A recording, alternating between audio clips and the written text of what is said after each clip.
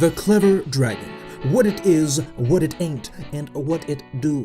My name is Ben, and in this video, we, being me, will take a closer look at what is being hailed as the best pulse rifle in the Crucible at the moment. I'll do a quick comparison of its base stats with others in its archetype, and I'll also recommend some perks to watch out for during the second banner of Year 3. In the background is some live testing I performed with the weapon, which I was able to get during the last Iron Banner. So, without further ado, let's get to it. How does it square up against the Grasp of Malik and the Waltz from the Future War Cult? These are the only current light level weapons in the archetype. Now, most people would agree that stability and range are two of the most important stats when it comes to pulse rifles, at least in terms of their performance in the Crucible.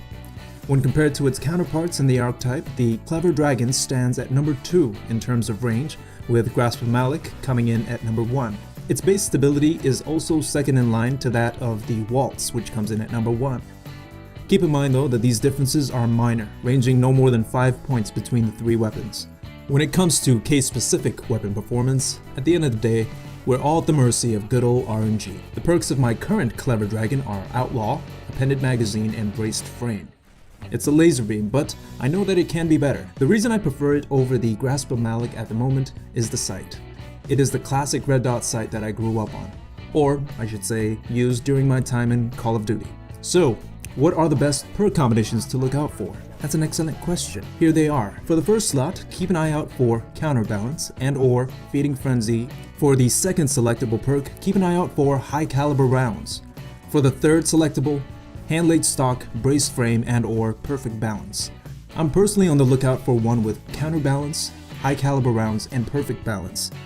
I like the combo for the fact that they don't mess with the weapon's base range, reload speed, or magazine size like those other stability boosters do. Anywho, that's it, so go get it. Got it? Good.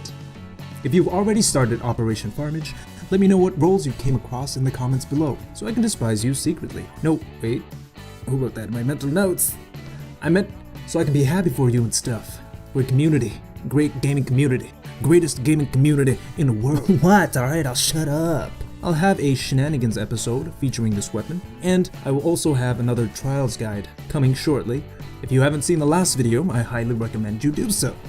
And until next time, God bless your faces and deuces.